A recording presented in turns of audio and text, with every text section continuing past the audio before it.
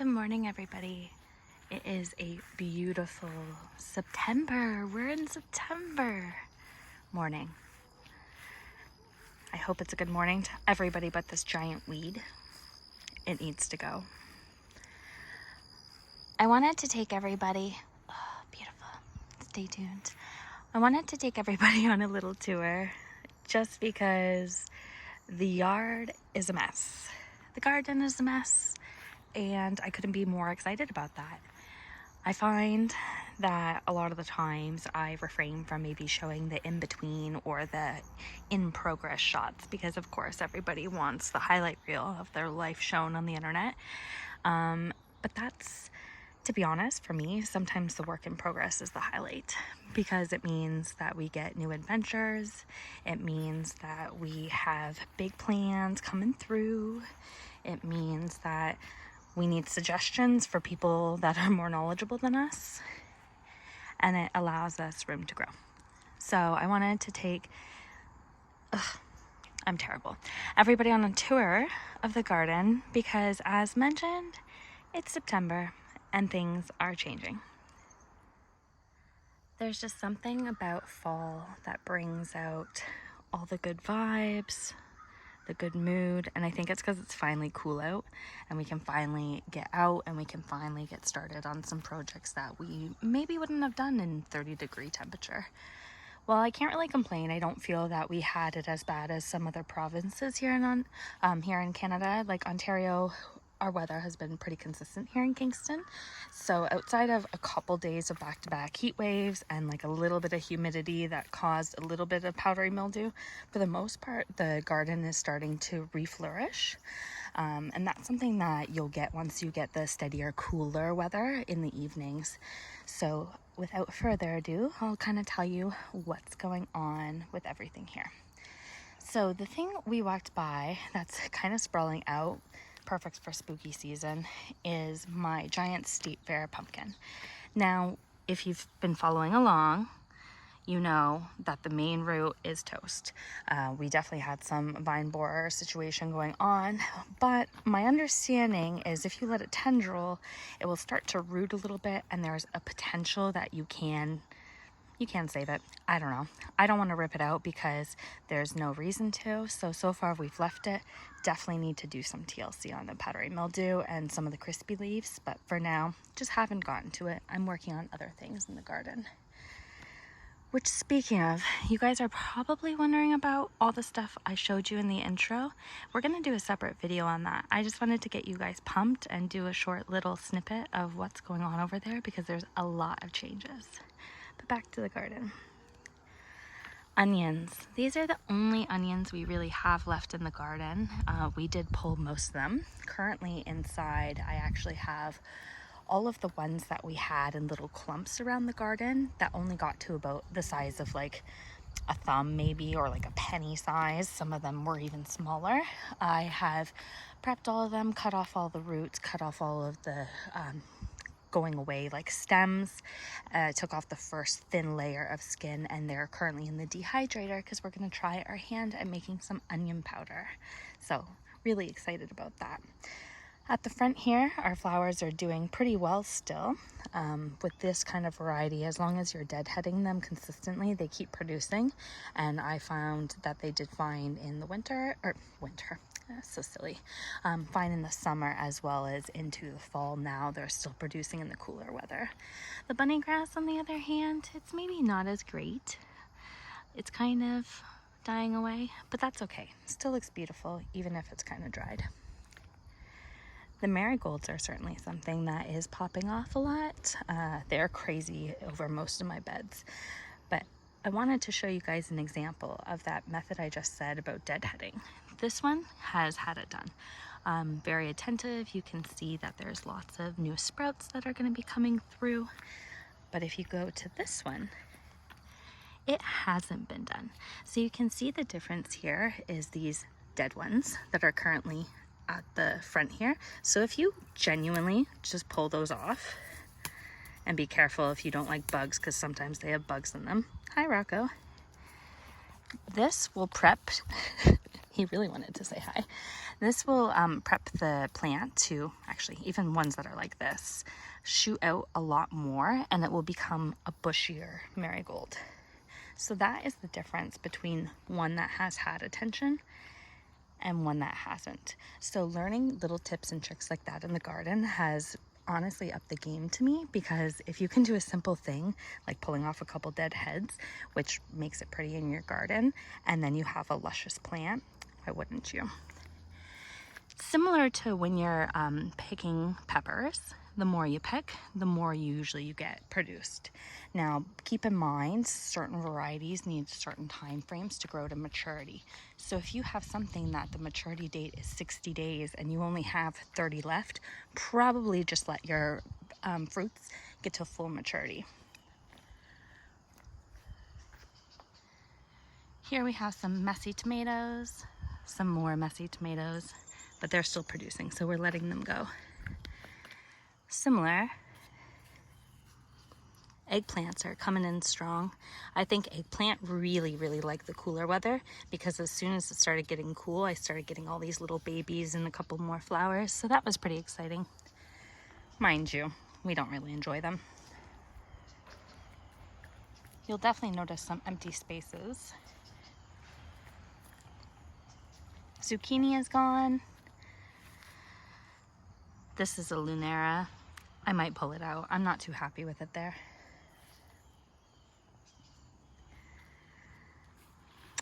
Poor Brandywine. Tisk tisk. Honestly, it's just too big and too heavy that I think we needed something a lot taller. I'm 5 foot and these are pretty much the height of me. They might be a little bit shorter than me. An empty bed where the onions once were.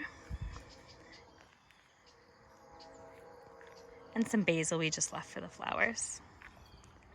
I've considered pulling this out, but it just smells so good when you walk by. And quite honestly, like, I love that view. Isn't that beautiful, guys? The bees are enjoying it too, if you hear him. Now this bed we did clear up a little bit. A couple things that we did. We have some peppers here at the end that are actually doing pretty well. So I pulled out some kale that was in between this section here, and that's because it was getting really bug damaged, and it obviously worked out because now these guys have a little bit more space and they're producing really well. We did pull out all of the spinach that was here. We did pull out a lot of the beets that were here, and we definitely pulled out all of the radish that were here. They just had been hit too hard with pests, and well, we had rabbits in our garden bed, so they had to go. Compost, oh, compost. A forever battle. Next section here. One thing I've noticed, guys, because you've probably been following and you probably have seen my Dill Forest because I mentioned it whenever I could. It's better to grow dill later in the summer into your fall. We have had no red soldier beetles on here, and when we planted our spring crop, to be honest, I had to throw out most of my heads because a lot of them got damaged by bugs, and it was a situation where you could like shake or like wash them off, like they were embedded. So definitely that's a tip for you guys. Do it in the summer. More peppers over here. These are Corno de Toro, I realized. And you can tell because he's like the size of my hand and very pointy. He's gonna turn red, so that's why he's still there. Out of this bed too, we had tons of different radishes. Actually, it might have been beets in this bed. Actually, I feel like it probably was both, but we did leave the carrots because the carrots are doing really well. Now this guy, he looks pretty sad because I actually just transplanted him. I took him from this corner here and just put him over there. Sorry guys, I'm kind of losing my voice this morning. And the reason why we've been hard at work for a couple hours, I have completely destroyed this bed. Don't mind the giant mess of soil there. This bed used to be our cucumbers, and it used to have the trellis that is hanging out at the back of the property there. And we are going to be changing some things up around here. So I won't go into too much detail, but I did start digging this bed, and you can kind of see here all the different layers. Now this is probably not the most proper way to be doing things, but we're going to be putting some fresh soil on top of here. So mixing all the chunky stuff up. We're not going to be planting directly into this soil, and it's going to be not planted until spring. But right now we just needed to open up a section because we will be adding something to this bed. So pretty excited about that, and I hope you guys will be excited to follow along because I'm hoping to record a video on that one. But right now it's just an empty bed. Over here, now I have a love-hate relationship with this bed. First of all, it's my one that gets the worst weeds along the edging. We just didn't do a very, very great job at proofing it at that point. But I get so many pest damage here. I get so many critters in here. And also too, it just wasn't the best soil. So I feel that maybe that's causing the vegetables to just taste not to their fullest potential. But what I have here is a bunch of beans. I don't like a single one of these beans. We've been realizing we like more of like a bush bean as opposed to a pole bean. Even these ones, like they're the kind of yellow variety, and well, you can even see they're not too happy. Even my peas, not too happy. I don't know what it is about this bed. It's just not a good one. I even put on my Instagram stories if I should pull it out, and well, I went on 2 of my accounts and voted yes. But the answer for most of the people was still no, so that's why you get to see it today, guys. I like involving you, I guess, because I don't know, it's fun for everybody. Not everybody has a garden, so not everybody gets to make these choices. So it's fun to kind of chime in what you would do. I don't know, I've always enjoyed that for videos. In this bed here, we have sweet potatoes, we have some marigold, we have our gem glass corn. Now it's doing really, really well. We've already opened up 4, way too early, but we're trying to do an experiment, and we're just trying to take photos and trying to take a record, so that way when we're going into a season or going into growing sweet corn that we want to eat, we're not going to be over ambitious to like pull them off, if you know what I mean, just because we've already had our fun with this one, which is an ornamental one. I mean, we could make it into popcorn, we could make it into corn flour, but that's not what we're doing. This bed. So you can see a little lonely kale at the back, but at the front here we did have, well, some beans, and we did have some acorn squash. For some reason, critters just came by and started eating it. I think it was starting to get to its maturity, so all of my outside husks were damaged, so I pulled everything out because it wasn't something I felt comfortable eating because they did damage into the flesh of the acorn. Now I did keep them because I'll cut them open just to experiment and just to check, but I'm pretty confident that we won't be doing it. This bed here, now it's changed up a little bit since you've probably seen it last, and that is mostly just I removed the trellis system. So I had done it in a way that most of them didn't grab. I had tied everything off, and I just was kind of over it. So that's the nice thing about that kind of system. I was able to just pull everything off, and it's kind of nice because I do have a lot of new sprouts coming up just because now it is a bit cooler, and squashes are definitely a cooler crop. This bed has changed just a little bit more support, a little bit more pruning. And most of the other like plants that were in the bottom, they've been removed. So we had the clumps of onions that I talked about previously.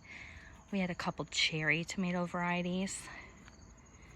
The next thing to go, again, would probably be this basil, but I just can't take it away from the bees. They really enjoy it. Speaking of really enjoying, probably the only bed that's, you know, still producing perfectly, and that's my pepper bed.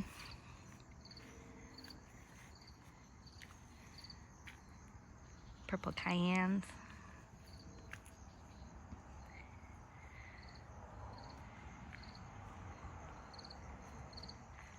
so fun.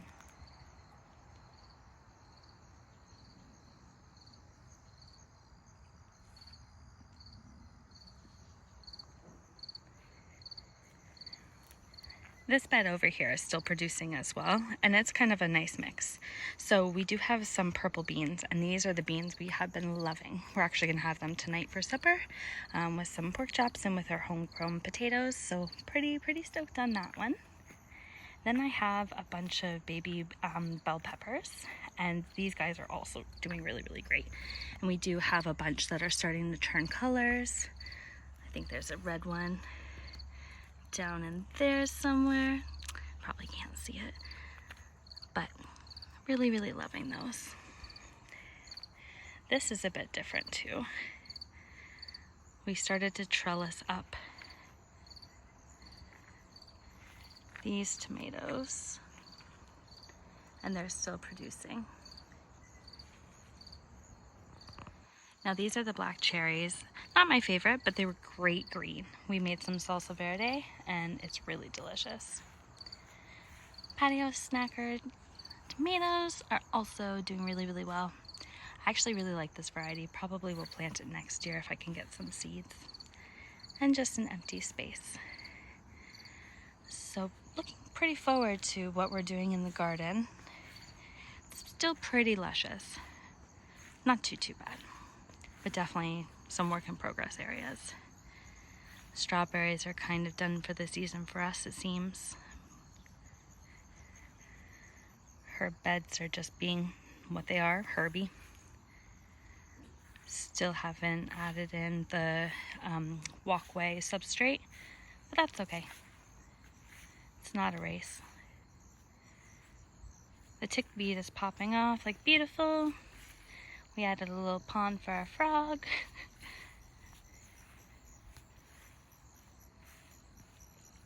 Overall, still pretty. Even have a zinnia popping up still. The other herb bed is doing pretty well. Only bunny grass here. Another marigold. Grasses are starting to go. We'll need to get this into the ground or get this inside. And tons of pumpkins we've already picked. Well, I have a barking dog now, and I have some lunch to eat soon. So I hope you guys enjoyed that tour, and thanks for coming along. What are you gonna build?